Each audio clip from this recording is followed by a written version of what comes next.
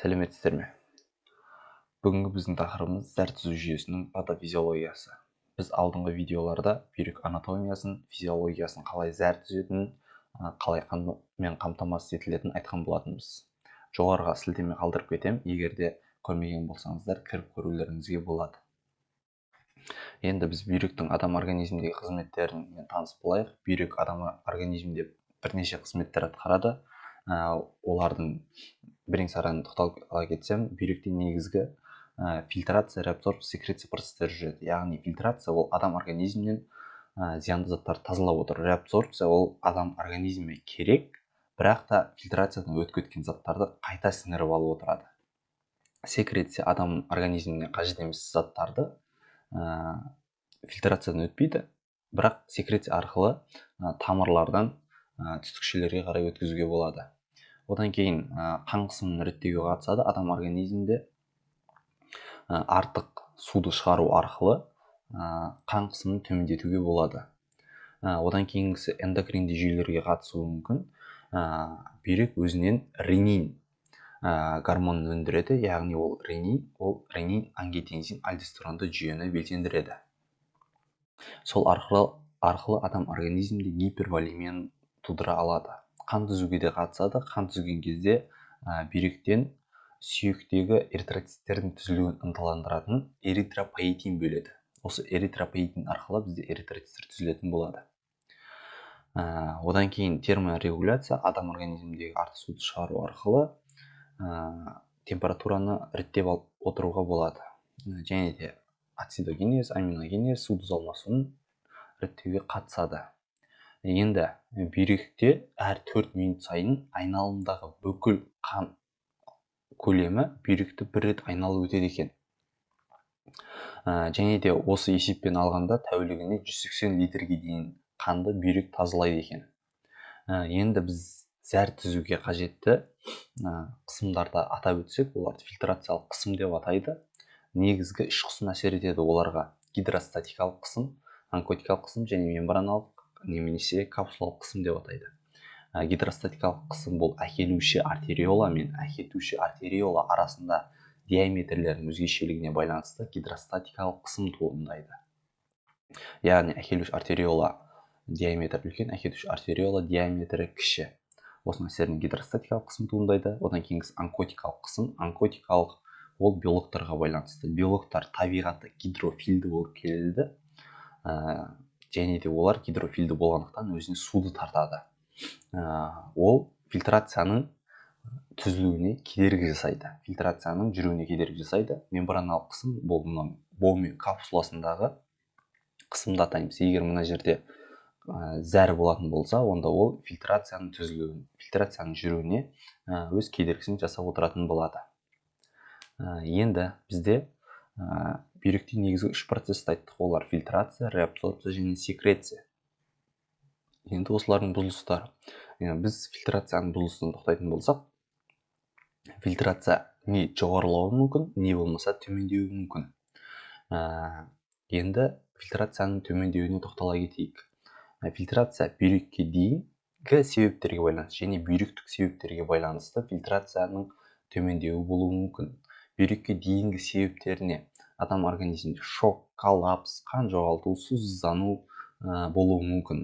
Бұл кезде, яғни біз айтқан гидростатикалық қысым төмендейді де, соның әсерінен бізде фильтрация мен зәрдің шығуы азаятын болады. Және де бізде әкелуші артериола мен әкетуші артериоланың диаметріне байланысты дедік, бірақ енді осы кезде әкелуші артериола спазмға ұшырап, яғни диаметр кішірейіп, және де әкетуші артериола диаметр үлкейетін болса да, бұл гидростатикалық қысым төмендетеді және біріншілік зәрдің көлемін азайтады. Одан кейін онкотикалық қысым жоғарылау, яғни адам организмінде протеиндер көп болып кететін болса, онда ол онкотикалық қысым жоғарылатады да адам организмі суды ұстап қалатын болады. Одан кейін бізде капсулалық қысым бар. Капсулалық қысым бұл мына бомб капсуласындағы қысым болып табылады. Және осы кезде мына түтікшелердің бірі қандай да бір тастармен, ісіктермен бітелетін болса, онда ол капсулалық қысымдарды тұрады, және бұл капсулалық қысым өз кезегінде фильтрацияның жүруіне кедергі жасайтын болады. Осы кезде айтады аллегорияны шақырады деп. Одан кейін нефрондар санының азаюы. Қандай да бір себептерге байланысты нефрондар санының азаюы. Ол гломерулы нефрит болуы мүмкін, бүйректердің склерозға ұшырауы мүмкін, тубулоинтерстициалды нефриттер салдарынан нефрондар миллион еді, 500 болып қалды, 500 мың болып қалды. Соның әсерінен бізде фильтрация көлемі азаятын болады. Енді фильтрацияның жоғарылауы дәл осыған қарама-қарсы процесс болып табылады, яғни гидростатикалық қысым жоғарылауы. Гидростатикалық қысым бұл артериалды гипертензияға байланысты, яғни адам организмінде неғұрлым қан қысымы жоғары болатын болса, онда ол гидростатикалық қысымда соғұрлым жоғары болады. Одан кейін мұнда әкелуші артериола мен әкетуші артериола арасындағы қысым бұл аортадағы қысымның 3/2-сіне тең болады. Яғни аортадағы қысым 120 болатын болса, бізде шумақшадағы қысым 40-80-ге тең болады. Одан кейін бізде әкелуші артериоланың кеңеюі және әкетуші артериоланың тарылуы салдарларынан да фильтрацияның жоғарылауы болуы мүмкін, және де капсулалық қысымның төмендеуі салдарларынан да болуы мүмкін. Яғни полиурия, адам көп зәрге барады, соның әсерінен мына жердегі зәр азаяды. Бұл өз кезегінде полиурияны шақырады деген теорияны тұжырымдайды. Одан кейін бізде реабсорбция бұзылыстары. Реабсорбция бұзылыстары тубулопатия дейді. Тубуло бұл түтікше немесе канал деп аударылады, яғни түтікшелердің аурулары салдарынан болуы мүмкін. Бұлар тұқым қуалайтын және жүре пайда болған болып бөлінеді. Тұқым қуалайтынға біз бүйректік фосфатты диабетті жатқызсақ болады. Ол адам организмінде фосфатты кері сіңірмейді. Адам организмінен шығарып отырады, фосфатурия болады. Одан кейін біз Фанкони синдромын айтуымызға болады. Фанкони синдромы бұл бүйректік фосфатты диабетке қарағанда күрделірек ауру болып табылады, яғни адам организмінен 3 элементтер шығатын болады: глюкоза, гидрокарбонаттар, амин қышқылы, фосфаттар. Біз білеміз, гидрокарбонат бұлар негіздер, яғни адам организмінен шығатын болса, ол ацидозға алып келеді, яғни оны каналды ацидоз дейміз. Ацидоз дегеніміз ол pH-тың қышқылдық жаққа қарай ығысуы. Глюкоза адам организмінен шығатын болса, глюкозурия, фосфатурия, аминокислоурия болады. Одан кейін мына диабет дегенді айтып кете салайын. Диабет дегеніміз ол адам организм қандай да бір затты игермеу, яғни қантты диабет болатын болса, адам организмі қантты игере алмай жатыр, яғни ол адам организмінен шығып отырады. Қантсыз диабет кезінде де диабет деген игере алмау деген мағынаны білдіреді. Одан кейін жүре пайда болған, олар функционалды және органикалық болып бөлінеді. Функционалдықта біз физиологиялыққа да жатқызсақ болады. Мысалы, адам қантты көп жеп қойды. Қант ол бізде глюкоза, ал глюкозаның шекті деңгейі 10 миллимоль, яғни адам қанындағы глюкоза деңгейі 10 миллимольдан артып кететін болса, ол бүйрек арқылы сыртқа қарай шығып глюкозурияны тудыратын болады. Одан кейінгісі органикалық, яғни біз білеміз, түтікшелердің проксимальды еректелген, проксимальды тік, генді демешігі, дистальды тік, дистальды еректелген, байланыстырушы жинағыш түтікшелер болатын. Яғни солардың қандай да бір бөліктерінде зақымданулар, қабынулар, аутоиммунды аурулар болуы мүмкін. Соның салдарынан бізде реабсорбцияның бұзылысы пайда болады. Егер реабсорбция дұрыс жүрмейтін болса, адам организмінен көптеп зәр шығатын болады. Яғни біз біріншілік зәр 180 литр, екіншілік зәр 1,5-1,8 литр деп айтқан болатынбыз алдыңғы видеоларда. Енді бұлар проксимальды бөлік зақымданатын болса, біз алдыңғы видеоларда айтқан болатынбыз. Проксимальды бөлікте негізінен органикалық заттар сіңіріледі деп, яғни ол жерде глюкоза, амин қышқылдары сіңіріледі, ал дистальды бөліктерден ол жерден көптеген органикалық емес заттар, яғни ол жерде натрий, калий, магний түрлі элементтер сіңірілетін болады. Яғни дистальды бөлік мысалы зақымданса, ол жерден натрий сіңірілмейді, натрий сіңірілмеген соң натрий өзімен бірге суды алып кетеді. Бұл бізде полиурияны шақыратын болады. Енді біз фильтрация эффективтілігін анықтау тесттері бар. Ол фильтрационды клиренс деп атайды. Яғни адамға креатинин береді. Және де оның зәріндегі креатинин мөлшерін тексеретін болады. Креатинин негізінен бұл реабсорбцияға мүлде түспейді. Сол арқылы бізді фильтрацияның эффективтілігін анықтауға болады. Фильтрационды клиренс деген бар. Ол 1 минут ішіндегі қан плазмасының қандай да бір заттан тазалануы. Яғни креатинин 80-120 мл минутына дейтін болса,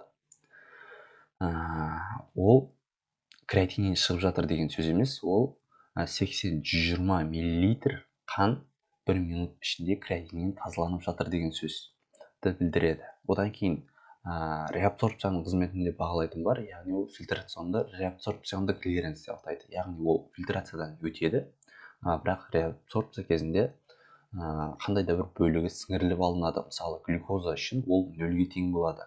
Яғни қалыпты жағдайда зәрде мүлде глюкоза болмауы керек. Ол фильтрациядан өтті, реабсорбциядан толығымен сіңіріліп алынды деген сөзді білдіреді. Одан кейін бізде зәрдің сандық және сапалық өзгерістері болады. Сандық өзгерістері қалыпты жағдайда 1,5-1,8 литрге дейін адам организмінен тәулігіне зәр шығып отыру керек. Енді ол тұтынған тағамына, ішкен сұйықтығына да байланысты болуы мүмкін. Енді біз санды өзгерістерін тоқтала кетсек, олар полиурия, олигурия, анурия, балакурия, никтурия. Полиурия адам организмінен 2 литрден көп зәр шығару тәулігіне. Олигурия 500 миллилитрден аз зәр шығару. Анурия бұл тіпті жоқ десе де болады. Кейде анурияға 50-100 миллилитр зәр шығаруды да жатқызады. Полакурия бұл жиі зәрге бару. Қандай да бір инфекциялар салдарынан болуы мүмкін. Бірақ полакурияны полиуриямен шатастырмау керек. Полиурия бұл көп зәр шығару, ал полакурия бұл жиі зәр шығару. Яғни ол зәрге жиі бару мүмкін, бірақ көп емес. Енді никтурия көбінесе түнде зәр шығару. Яғни ол қандай да бір инфекциялар салдарынан немесе кішкентай баланы дұрыс үйретпеу салдарынан болуы мүмкін. Енді полиурияға кеңірек тоқтала кетсек, полиурия тәулігіне 2 литрден астам зәр шығару. Оның 2 түрлі себебі болады. Бүйрекке дейінгі және бүйректік. Бүйрекке дейінгі себептерінде адам организмде жаппай ісіктер пайда болды, және сол ісіктердің кетуі кезінде көп сұйықтық адам организмі шығару керек. Ол өз кезегінде бүйрек арқылы сыртқа шығарылатын болады. Одан кейінгі эндокринді аурулар. Оған біз қантты диабетті жатқызсақ болады. Яғни адам организмде қантты диабет, глюкоза қанда жоғары, және ол бүйрек арқылы сыртқа қарай шығып жатыр. Оның гликозурия, глюкоза ол өзімен бірге суды алып кететін болады. Яғни қант ол өзіне суды тартады.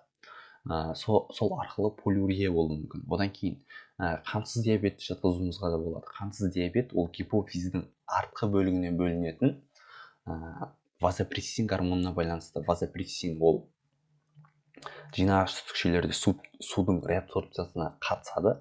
Алайда вазопрессин жоқ, су реабсорбцияға ұшырамай зәрмен бірге сыртқа шығып отыратын болады. Одан кейін гипертензиялық аурулар жатқызуға болады. Яғни біз айтып кеттік, гипертензия ол гидростатикалық қысымды жоғарылатады. Соның әсерінен фильтрация жоғарылайды. Ол полиурияға алып келеді. Енді бүйректік себептеріне фильтрацияның жоғарылауы және реабсорбцияның төмендеуі. Бұлар қалай болатын, және де жоғарыда біз атап өттік. Енді біз олигурия, анурияға тоқталайық. Екеуінде белгілері бірдей деуге де болады, тек сәл зәрде ғана өзгешеліктері бар, ал себептері барлығы бірдей болып келеді.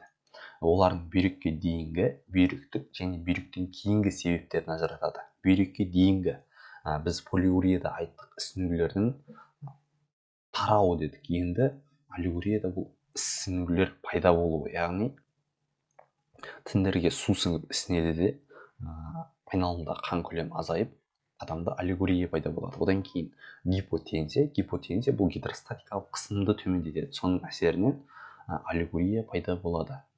Бүйректік себептеріне, бүйректе нефрондар санының азаюы, кез келген бір себептер, склерозға ұшырауы мүмкін, жарақаттар болуы мүмкін. Одан кейін мембраналық қысымның жоғарылауы. Бұл түтікшелерде қандай да бір заттармен бітеліп қалуын айтамыз. Одан кейін аутоиммунды ауруларды да жатқызуға болады. Одан кейін бүйректен кейінгі себептер, яғни мәселе бүйректе емес, бүйректен кейінгі зәр шығару жолдарында.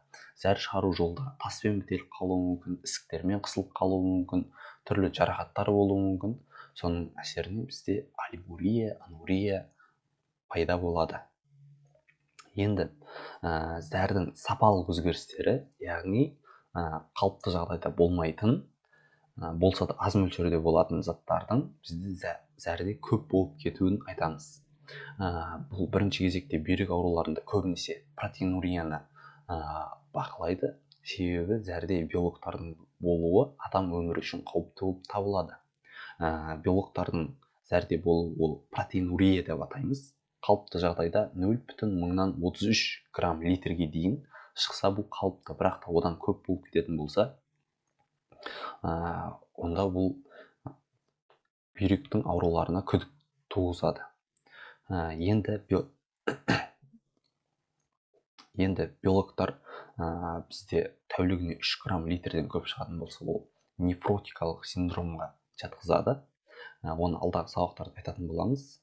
Енді одан кейінгісі цилиндурия бұл эпителиалды, түйіршікті, эритроцитарлы, лейкоцитарлы болып бөлінеді. Цилиндрлердің негізі өзі, олар белоктар, олар фильтрация арқылы өтеді де түтікшелерге келіп, цилиндр тәрізді, яғни түтікшенің формасын алады. Егер де осы кезде түтікшелердің эпителиалды қабаты зақымданған болса, онда ол эпителиалды цилиндурия болады. Ал егер де ол эпителийдің ішіндегі ядролары шығатын болса, онда ол түйіршікті цилиндурия деп аталады. Одан кейінгісі гематурия, яғни зәрде қанның пайда болуы. Ол бүйректік және бүйректен тыс себептерден болуы мүмкін. Бүйрек зақымданған кезде, мысалы гломерулонефрит кездерінде зәрдің түсі ет жуындысына ұқсап кетеді. Яғни көп мөлшерде эритроциттердің сыртқа шығуы зәрдің түсін өзгертеді. Бұл гематурияға күдік пайда болады бірден. Одан кейін несеп шығару жолдары, яғни бүйректен тыс себептерден гематурия болып жатса, онда ол ашық қызыл түсті зәр адамнан бөлінетін болады. Пиурия бұл зәрде іріңнің пайда болуы. Яғни қандай да бір зәр шығару жолдарында қабыну болды. Қабынудан бізде лейкоциттер, эритроциттер, бактериялар болуы, бұл бізде пиурия деп аталады. Оларды негізінен Ниче-Паренко сынамасы бойынша анықтайды. Ниче-Паренко сынамасы бұл зәрді алады да микроскоппен қарайды. Ол кезде цилиндрлер, лейкоциттер, эритроциттер нормадан асып кетпеу керек. Цилиндрлер 20-дан, лейкоциттер 2000-нан, эритроциттер 1000-нан асып кетпеуі қажет. Енді біз зәрдің тығыздығына тоқтала кетсек, зәрдің тығыздығы бұл бүйректің зәрді концентрациялау қабілетін көрсетеді. Яғни ол қалыпты жағдайда 1018-1025-ке тең болады да, егер де осыдан төмен болатын болса, оны гипостенурия, жоғары болатын болса гиперстенурия, тәулік бойы өзгермейтін болса, оны изостенурия деп атайды. Енді гипостенурия бұл көбінесе полиурия жағдайларында болады. Яғни адамнан көп зәр шығып жатыр, бүйрек оны адам организмге қажет соларды сіңіріп ала алмай жатыр. Яғни бүйректің концентрациясы төмен деген сөз.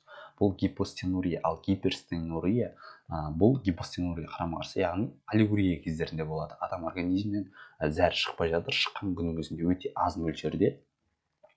Бұл кезде гиперстенурия, яғни бүкілін қайта сіңіріп алатын болады да бүйрек, немесе сіңіріп алатын болады. Соның әсерінен зәр өте тығыз болып шығады. оны гиперстенурия, және оның түсі қою түске, яғни қою сарғыш түс болады. Ал гипостенурия кезінде ашық мөлдір түс болады. Негізінде зәрдің түсі саван түстес деп атайды. Одан кейін изостенурия, бұл тәулік бойы зәрдің мүлде өзгермеуі. Бұл бүйректің мүлде жұмыс жасап жатқанын жоқтығы екенін білдіреді. Оны Зимницкий сынамасы бойынша анықтайды. Ол кезде адамнан күніне 8 рет әр 3 сағат сайын зәрін алып бақылап отырады. Және бақылап отырады, оны егер тәулік бойы өзгермесе, оны изостенурия деп атайды. Осымен біздің видеомыз соңына жетті. Егер видео ұнаған болса, каналға тіркеліп лайк басып, қолдап кетсеңіздер болады. Бұл патофизиологияның бірінші сабағы. Енді екінші сабағында біз бүйректің жедел және созылмалы жеткіліксіздік ауруларын, одан қалса гломерулонефрит, пиелонефрит ауруларына тоқталатын боламыз. Сау болыңыздар.